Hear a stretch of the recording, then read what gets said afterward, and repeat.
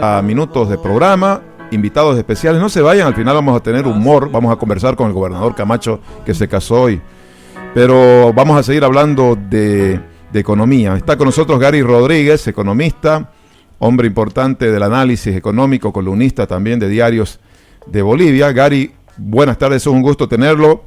Para hablar, primero quisiera conocer su lectura, Gary, de lo que es esta decisión de repatriar las divisas de las empresas estatales, que, bueno, no sabemos cuántas son, pero es un dato que hoy día se conoció y fue titular de portadas.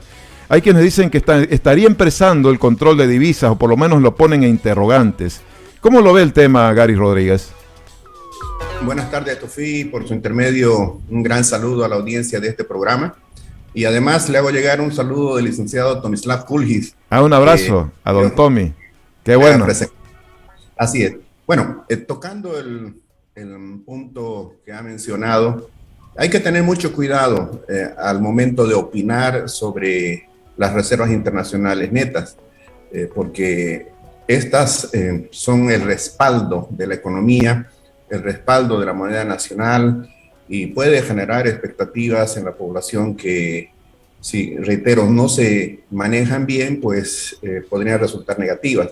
Lo que estamos viendo es un interés de parte del gobierno para que las divisas lleguen al país. ¿Con qué interés? Por supuesto, de incrementar ese respaldo que tenemos, reitero, para la moneda nacional. Las reservas internacionales netas en momento actual están por debajo de los 4.600 millones de dólares, cuando en el año 2014 estaban por encima de los 15.000 millones de dólares. Si tuviéramos que tipificar este monto que tenemos hoy día respecto a lo que fue la evolución de las reservas en el país, estaríamos a un nivel del año 2006-2007. O sea, estaríamos retrocediendo como 16 años en cuanto a ese nivel, pero con una economía mucho más grande, con mucho mayor movimiento, con más necesidades de divisas. Entonces, tomémoslo por el lado bueno, en el sentido de que hay una preocupación en el gobierno de cuidar la estabilidad de la economía, y para que el dólar el día de mañana no suba, lo que hay que hacer es tener respaldo. Y ese respaldo significa incrementar esas reservas. Ahora, siempre hemos dicho, hay 5 formas de que esas reservas internacionales netas, unas más alcanzables que otras, y otras en las cuales venimos insistiendo y no entendemos por qué incluso se ponen cortapisas, ¿no? Entonces, de esas 5, reitero, el gobierno tiene que decidir cuáles son las que debería merecer su apoyo en términos de políticas públicas, y hacerlo juntamente con el sector privado para que, con una señal hacia la sociedad, y que haya tranquilidad. Bueno, prudencia por lo menos entonces para recomendar en el análisis, todavía no especular mucho. Gary, tomo esa palabra para ser muy responsable ciertamente. Ahora, yendo un poco a los temas de coyuntura también relacionados con la producción de alimentos, el presidente ayer anunció que Bolivia va a cubrir toda la producción de lo que importa en alimentos. Lo dijo, a partir de ahora vamos a producir todo lo que hemos importado en alimentos, inclusive en insumos, en fertilizantes. Todo esto debido a lo que hemos venido viviendo en los últimos días, una percepción de que está escaseando el maíz. El gobierno lo niega, pero los productores dicen que está escaseando el maíz, y no hemos sido nunca también autosuficientes con el trigo. Y esto se agrava en tiempos de guerra. ¿Es posible producir todo lo que se importa en materia de alimentos, de insumos, de fertilizantes? ¿Cómo lo ve el ICSE, gerente del Instituto Boliviano de Comercio Exterior, este tema, específicamente importaciones y exportaciones de alimentos? A ver, en primer lugar, lo que hay que indicar es de que ningún país, absolutamente ningún país, es autárquico plenamente.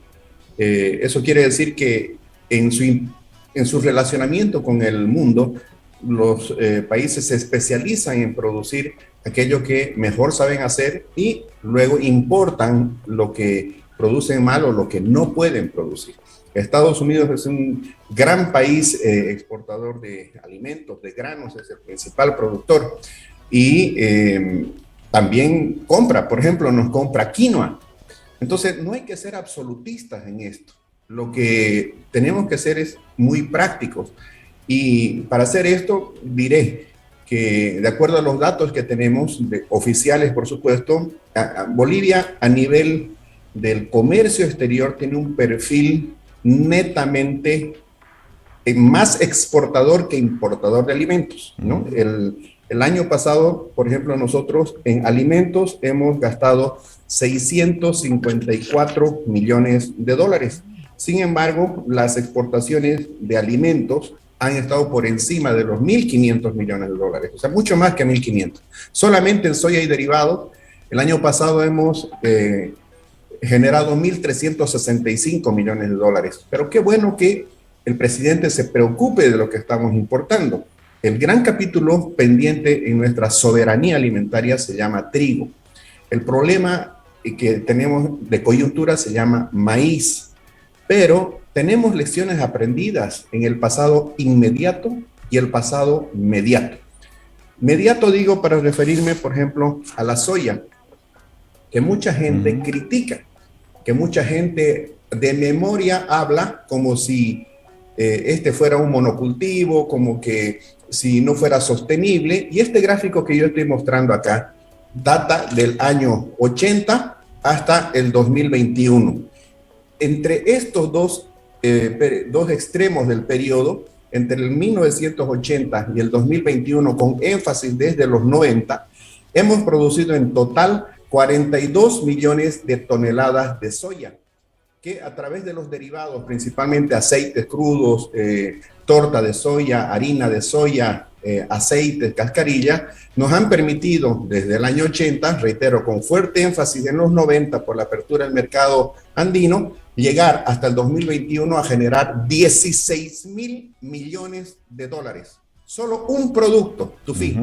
Y no se quiere aprender y no se quiere aceptar esta realidad y se le da la espalda a esto que es un modelo exitoso y que pudiera hacerlo mucho más si nos permitieran eventos adicionales biotecnológicos. Estamos operando desde el año 2005 con un solo evento, que es la soya RR, resistente al glifosato para combatir la maleza, pero nos falta la soya que sea tolerante a la sequía, la soya que sea resistente al ataque de insectos lepidópteros. Bueno, esto es lo que hay que hacer para que no nos convirtamos en un importador nato de maíz. Gary, ya se está produciendo soya transgénica entonces en Bolivia. A ver, soya transgénica, Tufí, en el mundo se produce legalmente, autorizadamente desde 1996. O sea, hay 26 años de transcurrido de soya transgénica en el mundo y ni un solo fallecido, ni un solo caso de una persona fallecida por consumir una soya transgénica, a diferencia, y fíjense en Google, cuántas decenas de personas han muerto por consumir alimentos orgánicos que se los ofrece por oposición. En Bolivia, legalmente, desde el año 2005 hasta hoy día, estamos consumiendo todos los santos días soya en forma de carne de pollo, carne de res, carne de cerdo, pescado, leche, queso, mantequilla, yogur, etc. Entonces, yo no entiendo con semejante experiencia cómo es que alguien se atreve a decir que importar maíz transgénico o producir maíz transgénico nos va a hacer daño cuando en este país, Tufí, se consume maíz transgénico porque se produce maíz transgénico. Y a mí me encantaría que en algún momento invite al presidente de la Cámara Agropecuaria de Pequeños Productores del Oriente, CAPO, el señor Isidoro Barrientos, para que le cuente por qué los pequeños productores están produciendo maíz transgénico cuando no está permitido en el país. Ya están produciendo maíz transgénico los pequeños productores. En esta semana, este lunes, el señor Isidoro Barrientos ha declarado públicamente, está registrado, está filmado, de que él estima que hasta un 60% de la producción de maíz entre los pequeños, medianos productores es transgénico. Es un maíz contrabandeado, es un maíz que tiene éxito frente al ataque de las malezas, al ataque de los insectos, pero no es algo que esté legalmente permitido, pero nos hacemos los locos a veces, ¿verdad? Gary, no podemos admitirlo. Gary, buenas noches. Una consulta para que la gente un poco nos entienda. ¿Por qué puede ser positivo utilizar estos eventos de soya modificada, por ejemplo, ¿cuál es la ventaja en materia de rendimiento? Buenas noches, gracias por la pregunta.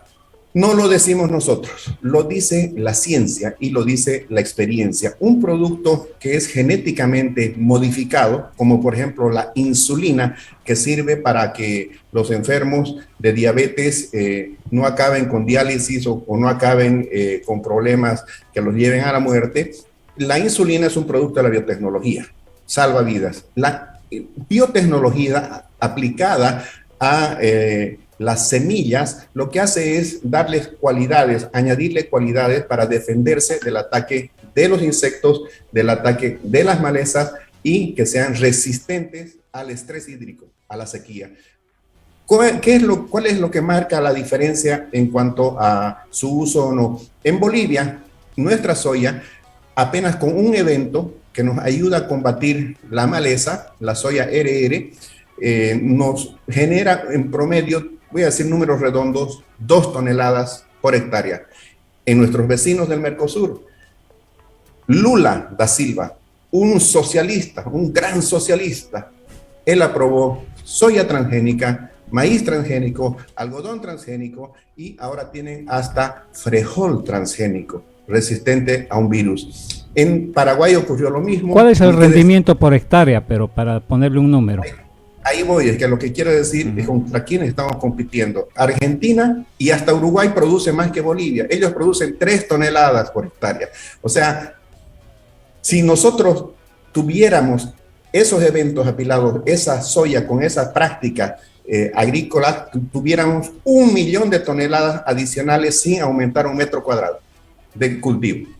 Bueno, Gary, sí, soya, 2 toneladas serían 3, y les voy a dar un mal dato. El año pasado tuvimos 1.365 millones de dólares de ingresos por exportación de soya y derivados, pero con esos precios, si hubiéramos tenido la soya con eventos apilados, el país, sin mover un dedito, hubiera tenido 700 millones de dólares adicionales, y este año 1.000 millones de dólares adicionales. Yo no sé dónde está el pierde, la verdad, para tener miedo a la biotecnología. Gracias, Gary, por siempre la lúcida intervención que tiene como economista y como gerente del Instituto Boliviano de Comercio Exterior. Me lo saluda Tomislav Kulski. Un abrazo. Bueno, mayor agrado. Un abrazo, bendiciones para todos. Buenas tardes. Bueno, al retornar, son las 6 de la tarde con 37 minutos. Vamos a hablar del virus, la